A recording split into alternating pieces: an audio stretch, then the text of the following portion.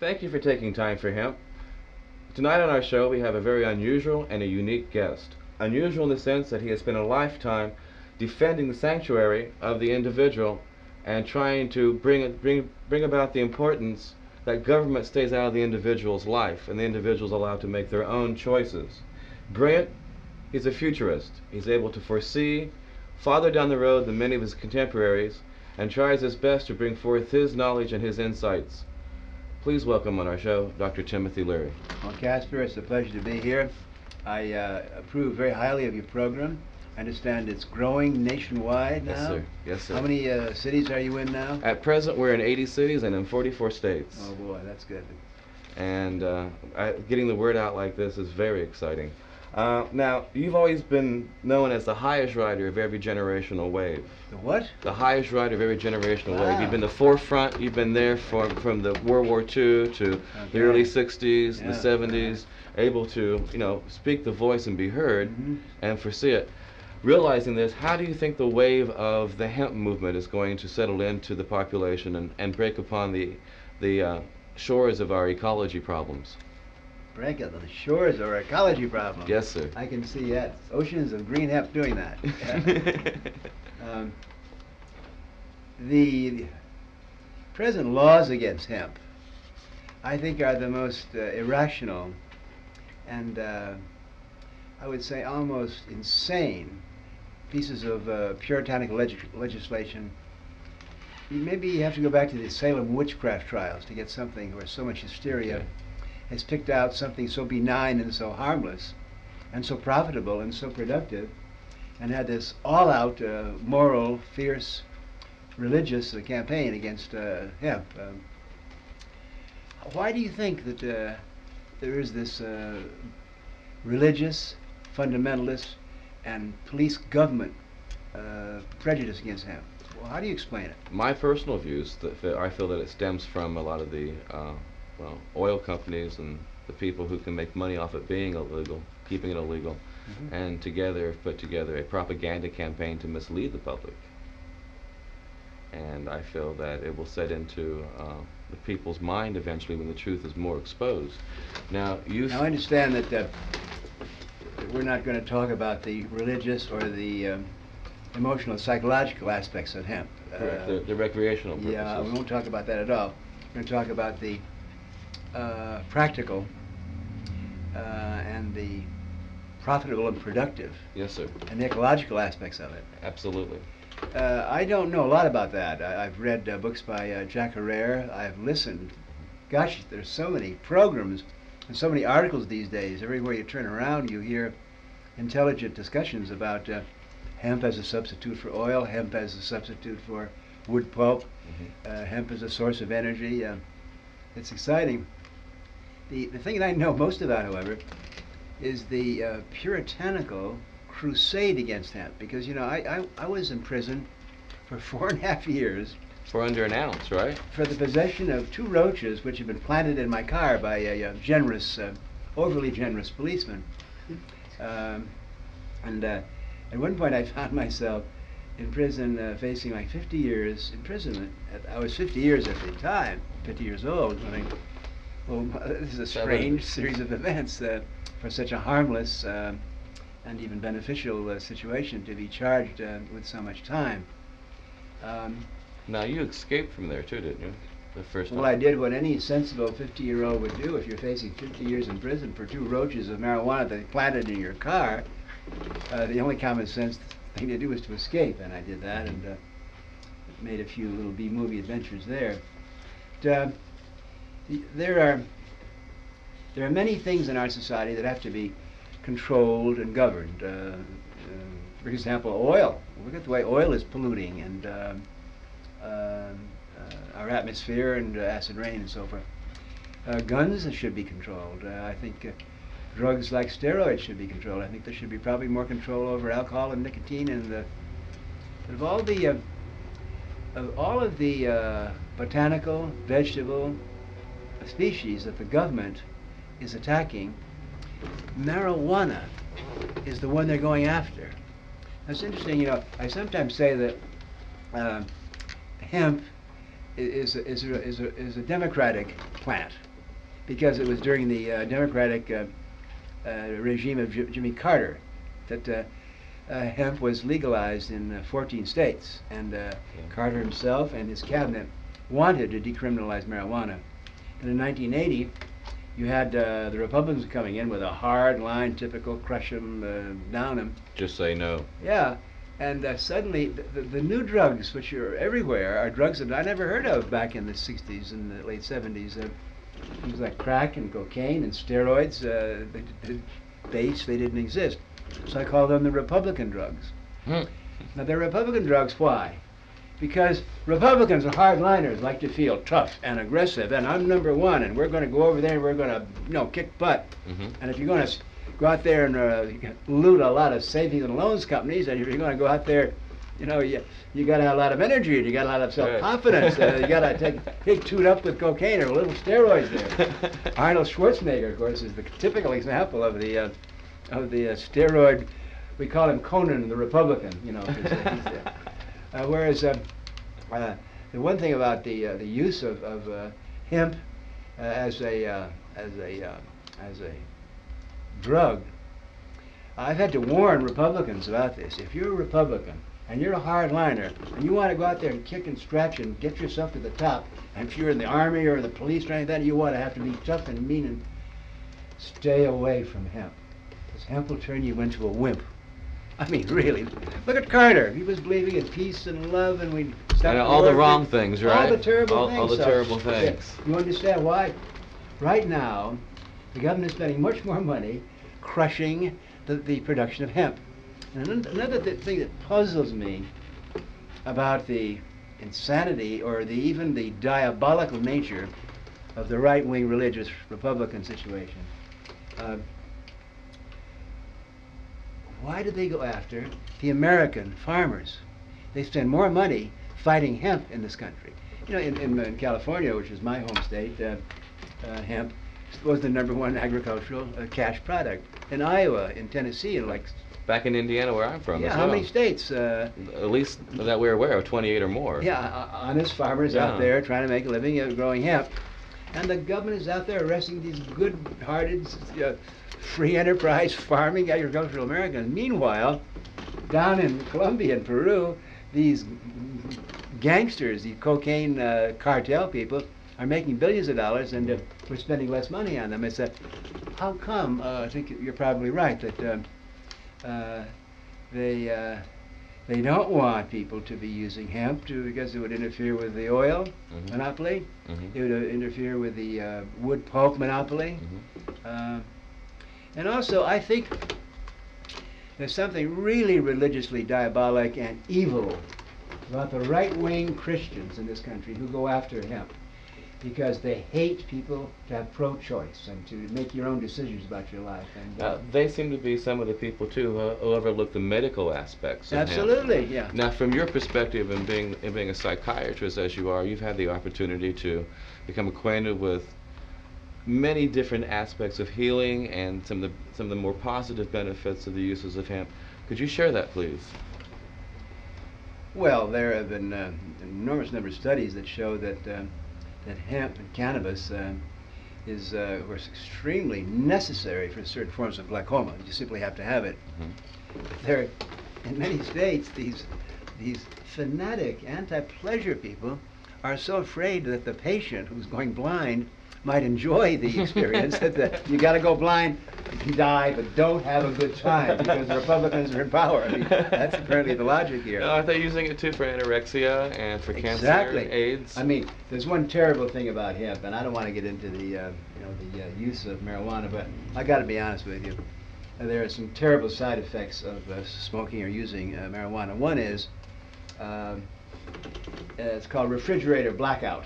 I mean, you get the munchies. Oh, okay. You suddenly smoke a joint, and suddenly there you are. The next thing you know, you've eaten 9 pounds of fig Newton, and say now that's dangerous. You gotta be careful there.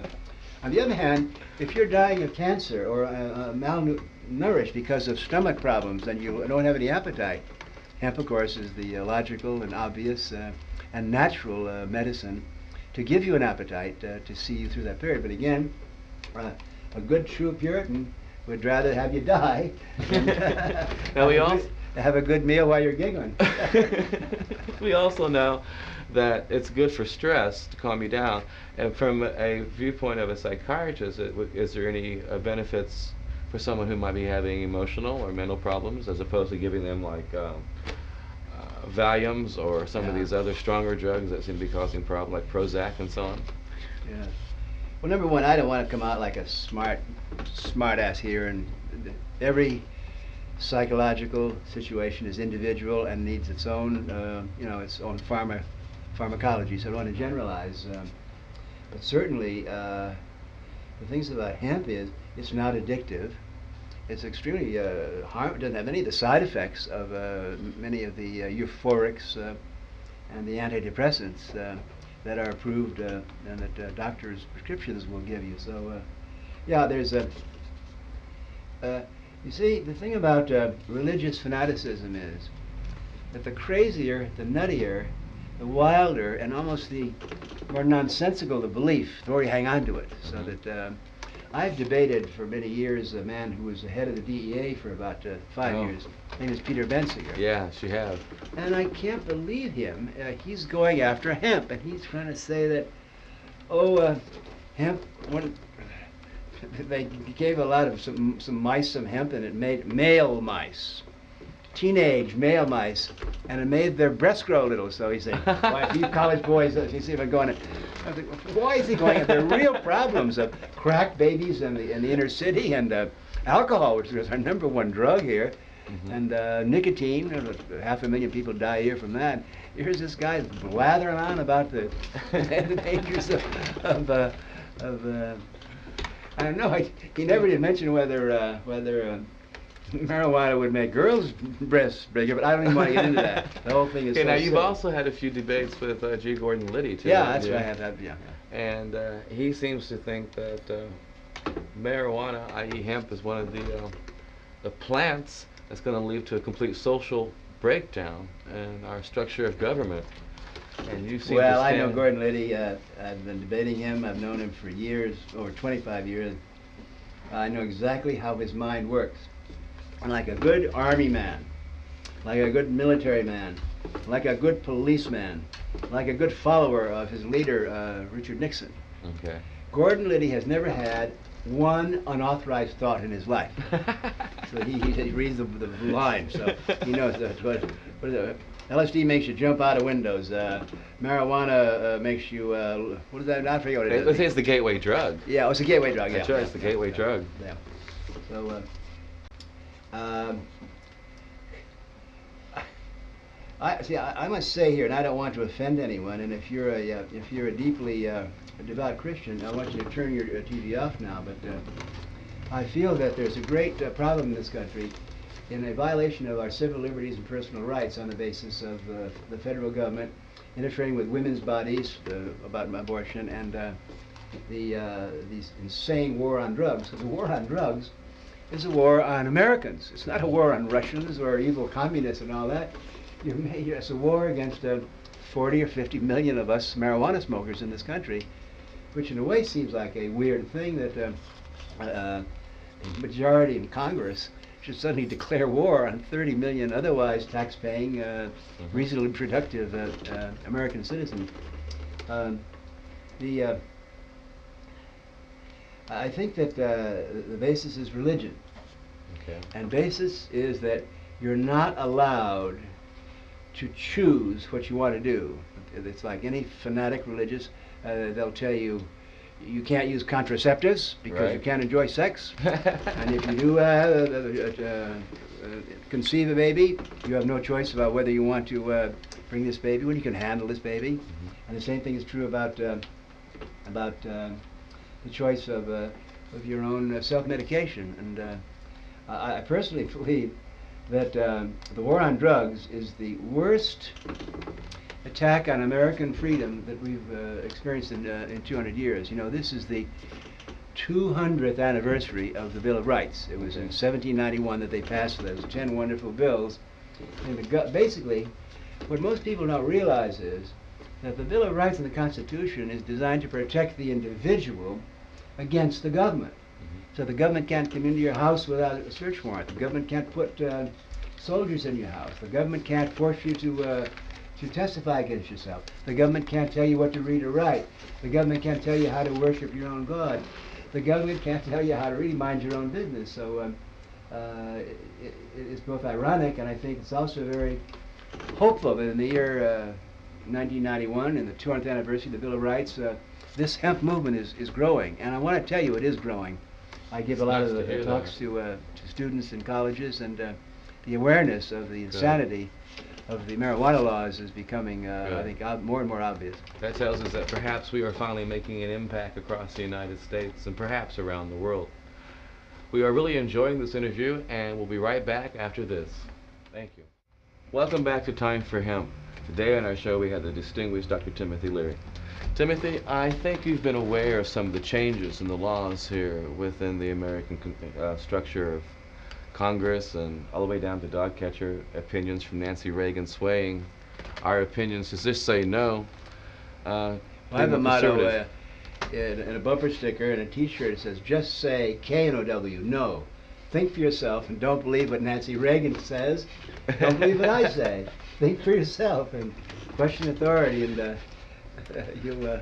Well, because of this conservatism, though, some of the laws that were established during the Carter administration, such as decriminalization of marijuana, etc., are beginning to go back to another era, back when minds were narrow. In Alaska, they've changed the laws back to stiffen the laws. We are going through a period now. It's what happened in the 60s and 70s. We had in this country a classic renaissance. Now read the history books.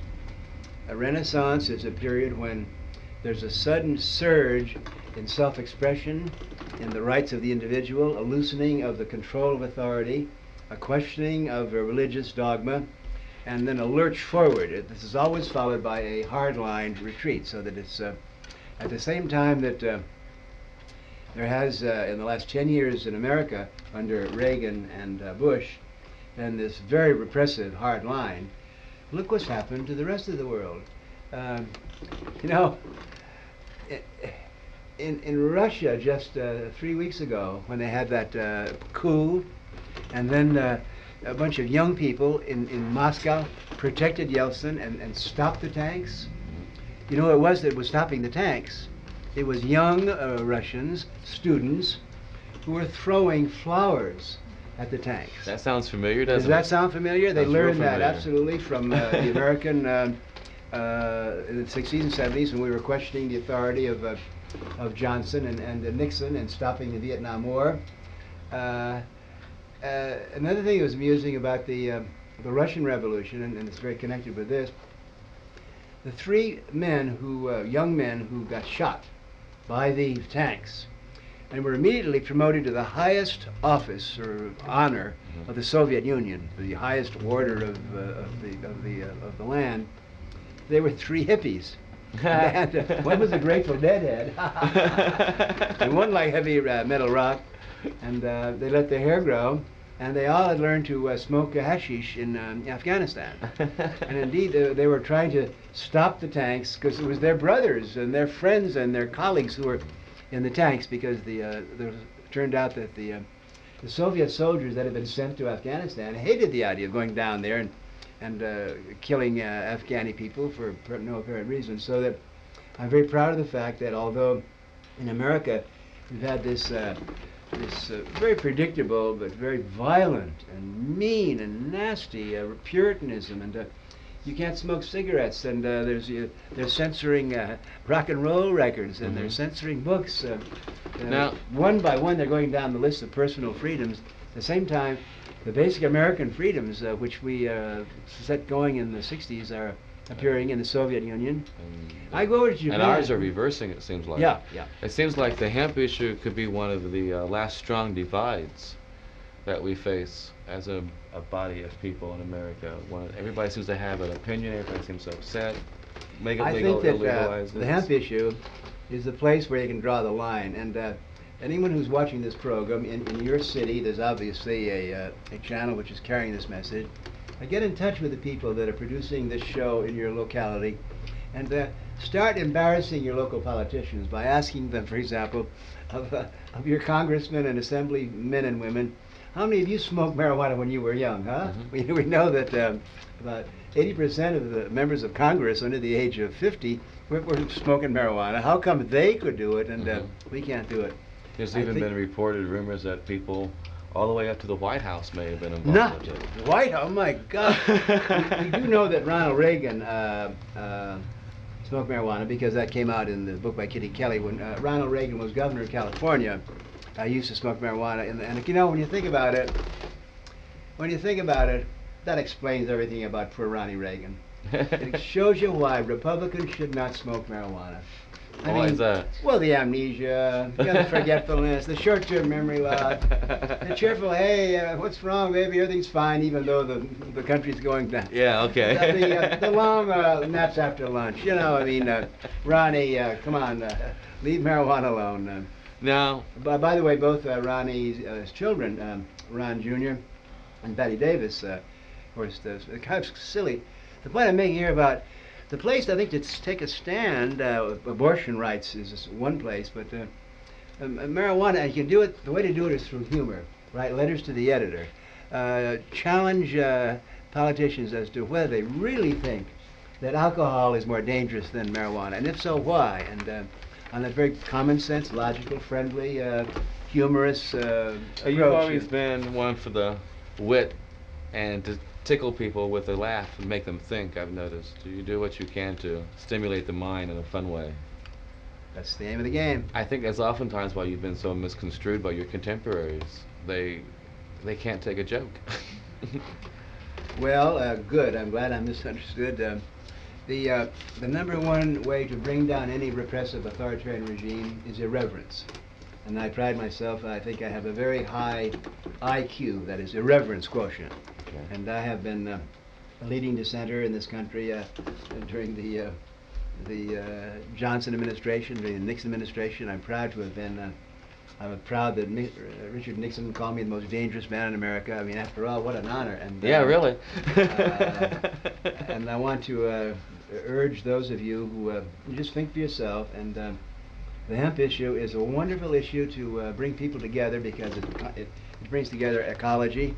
It brings together a substitute for petroleum, which of course is the real Republican addictive drug. It's such an ecologically helpful situation. Above all, it prevents us from cutting down the Amazon rainforest for wood pulp, because, or cutting down for fiber, because we all know that hemp is by far the best material. So that there's something that's very wonderful about a plant, and that human beings kind of rally behind a plant. Those 5 wonderful leaves that kind of represent wonderful, and the great thing about it is the right-wing Republicans and the right-wing religious fanatics hate it. And you know why they hate it? Because it makes people feel free, it makes people free feel funny and independent, and now I would, if they hate it, it's got to be something good about it. That's my logic. I would shoot myself if I didn't ask this one last question, and that oh is, my gosh, don't do that. I know, because so many people say you had Timothy Leary there. Why didn't you ask him in? We have really tried to shy away from the recreational uses, so we don't want to make it a long respond. But do you feel that when consumed as a recreational plant, that it can bring you more in tune with your own being, with your own self, maybe put things into better perspective? Or is it like liquor, when you drink it, you're just so out of touch that you don't know what's going on? Well, I spent 40 years scientifically studying the various botanical, vegetable gifts that the plant queendom has given the mammalian animal kingdom. And no question of in my mind that the mushrooms and marijuana are the greatest gifts given to us by the vegetable, the plant, the kingdom. You can misuse marijuana. It does make you, there are like 3 dangerous side effects of marijuana. One is you kind of see too much, and that makes you kind of a little spacey, because you know you just do see so much. And the second is short-term memory loss, like you forget what you were talking about. And the third dangerous side effect I forget. No, don't ever smoke marijuana or use marijuana if you're going to go to school, if you're going to do anything that requires attention, concentration. It's just absolutely stupid. Do not use marijuana. Marijuana should be used for moments of real celebration and of glorification. And the one thing about marijuana is it's not a loner. It's something that you do with somebody else. Okay. The idea that someone would go off and smoke marijuana by themselves, I mean, it's ridiculous. Kind of like, like doing this talk show that we've had the chance to do today. Yeah. I want to thank you very much for being a guest on our show. I'm being told by the side people here on the sides that we need to wrap it up, and I tell you, you've given us a lot of food for our minds. Well, I'm all behind your cause, and it's an honor and pleasure to be with you, and thanks to the crew who did a great job. I'd like to have you back on again sometime. Okay. Thank you. And the next time you see me, remember that you'll know it's time for hemp. So please join in, look around, tell your friends, get copies of the show, send it off to governors, send it off to senators, send it off to people whose minds are closed. Tell your friends about it. If you are a victim of this war on drugs and feel that bringing your story to us might enlighten it to the nation where we can help make a change, please let us know. If there's people in your community who need to be focused on, please let us know. And if you have a challenge regarding any of our statements, remember Jack Herer once said, $10,000 to anybody who comes onto this show and disproves our findings. Jack Herer stands behind that statement. It's an honor to have him on our show. And again, I'll look for you the next time. Thank you.